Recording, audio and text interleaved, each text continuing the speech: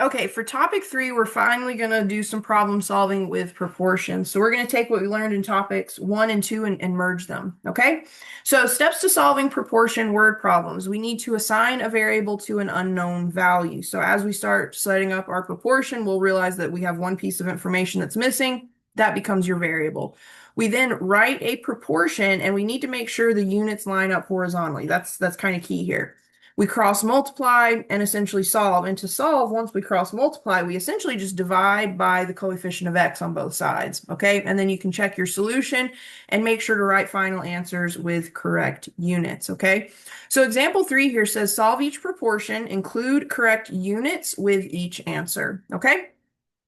So part A, it says if a jogger runs 2 miles and burns 185 calories, how many calories would the jogger burn running 5 miles? Well, with these proportion word problems, you're generally, or I don't want to say generally, you're always going to be given some piece of information in its entirety. Okay. And that piece of information is right here. If this jogger runs 2 miles, that is equal to burning 185 calories. So you can go ahead and set up your first proportion or your first rate based on that information. So I'm going to say runs 2 miles,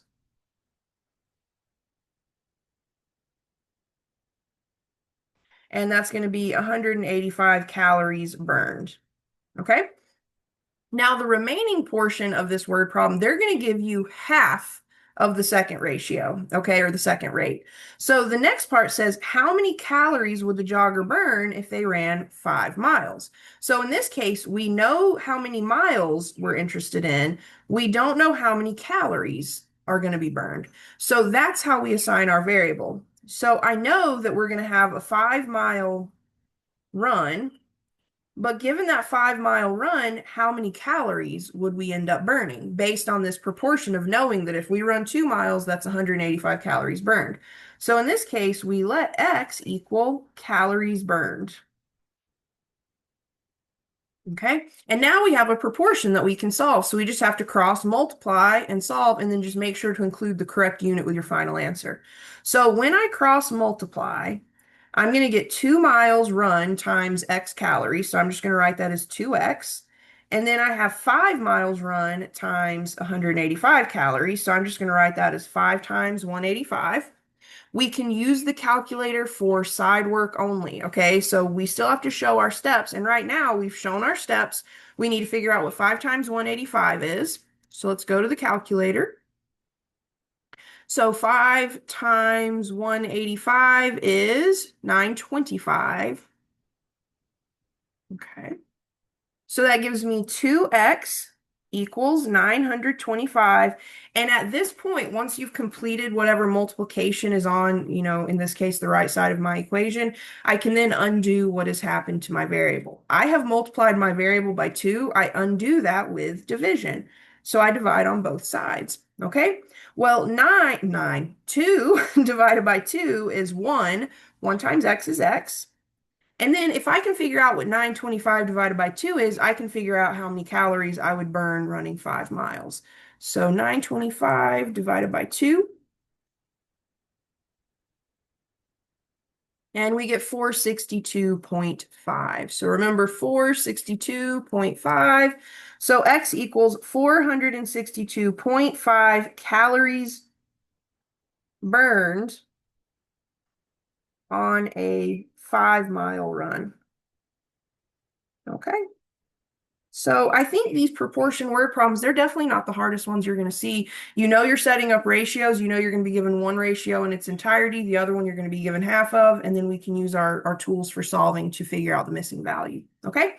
Part B, we are told that the ratio, this one's a little bit tricky. So we're told that the ratio of the cost of a tennis racket to tennis balls is 18-1.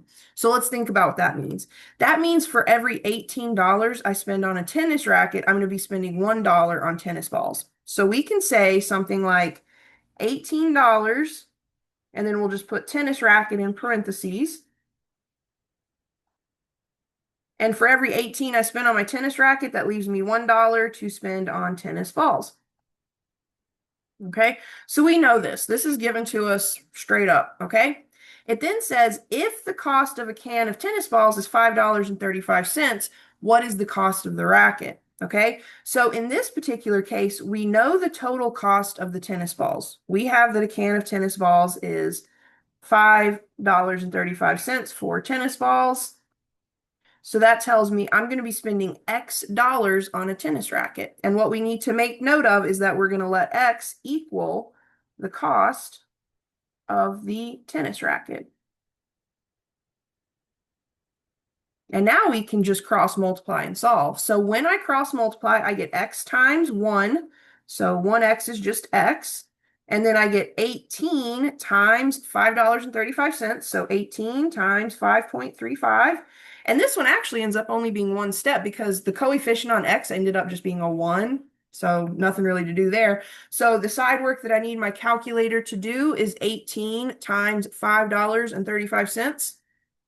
So let's see, 18 times 5.35, and that gives me 96.3. So let's think about what 96.3 means.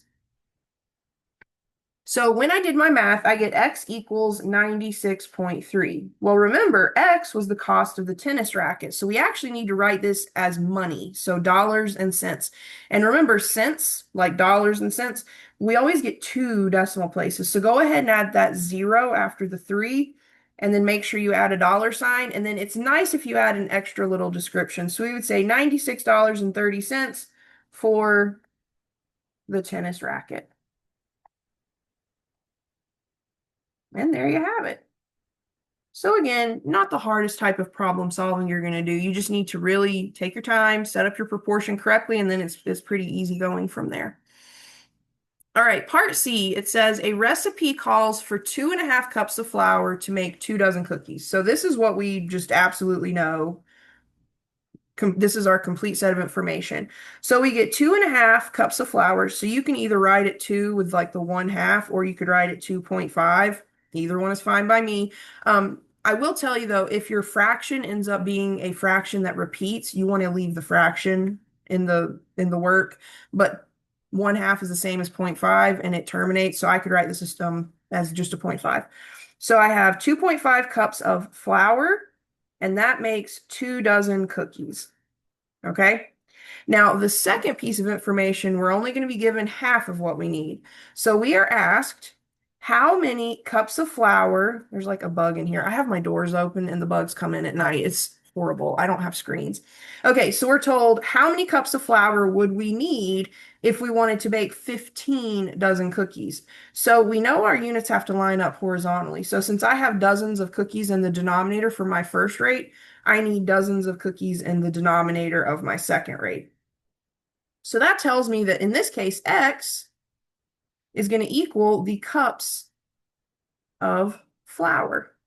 So we know we need 2.5 cups for 2 dozen cookies. How many cups of flour would we need for 15 dozen cookies? So we want to cross multiply. And again, I always cross multiply where my X ends up on the left. So I'm going to do 2 dozen times X. So that's just going to be 2X.